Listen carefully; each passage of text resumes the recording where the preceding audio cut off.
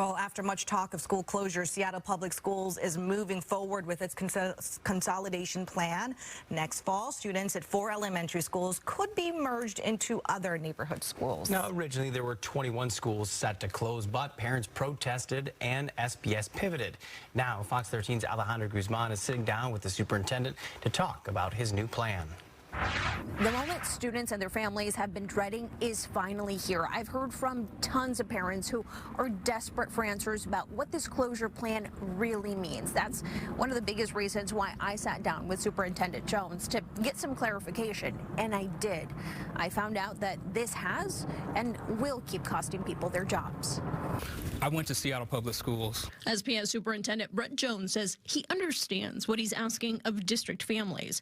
He says he attended 4 different elementary schools. I went to Franklin High School back in the day, and a lot of my peers came from Queen Anne High School. I know change is challenging for families. It was for mine, but we did well as a student. Reflecting on his own experience with school mergers, Jones says the disruption or inconvenience, whichever way parents look at it, it's an investment in the district's future, which can benefit students socially and academically. But as students, we all figured it out, and we came from kind of different neighborhoods and had different experiences, and it made us better because of it. The term well-resourced schools has been tossed around.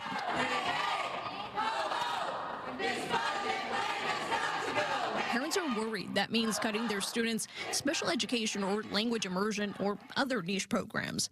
But Jones believes through this merger, the district will be able to provide more programs and better services. The list of positives stacking up. With larger schools, we can have nurses, we can have psychologists, we can have counseling in ways that smaller schools may not be able to provide those. That all sounds wonderful. Can you confidently say 100% that we're not losing teachers? Yeah, I think we're trying to do more with less as a school district. Does that mean we're cutting jobs? Yes, it always means that we're cutting jobs when it comes to doing more with less. The district leader says SPS is not being fully funded by the legislature. In response, they've taken austerity measures to really try and save money to reduce their budget, which is currently short $100 million. Jones pointed out they haven't filled vacancies, and they have even let some central office positions go. You just got a pay raise. I didn't get a pay raise. I got a cost of living increase. I didn't get a bonus. And in fact, I'm not the highest paid in the state. Some fear this is some sort of retaliation against teachers after making headway in their latest contract negotiations. Jones says it's nothing like that. We're not apologetic for what we do in terms of negotiating, but that sole factor did not create the deficit that we're in. Their budget has been in disarray for decades. SPS had a $131 million deficit 2.5 years ago, $105 million last year. Those one-time federal and state funds are no longer available to pull them out of the hole. Jones says they're currently at 65% capacity in elementary schools. The goal is 85%.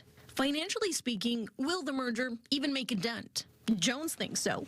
Each school is projected to save $1.5 million, which could compound over time. These closures and consolidations are their Hail Mary. We may need to consolidate more schools in the future, but we're being very deliberate and intentional, looking at our enrollment trends, and we believe that we can get to a place with these 4 schools that we're not going to need to reopen schools later. Jones says they're looking at other opportunities to cut costs that would also limit the disruption to both students and their families. The district has advocated to lawmakers, urging them to fully fund public education across the state. In fact, Jones says SPS received $100,000 to study their enrollment, figure out why students are leaving the district. Is it lack of programs or lack of good experiences, and then trying to bring them back to the district. In the meantime, though, those conversations with the proposed schools that are on the chopping block begin tonight, starting here at Sacagawea. There's still plenty of time for parents to get down here. The meeting starts promptly at 6 p.m.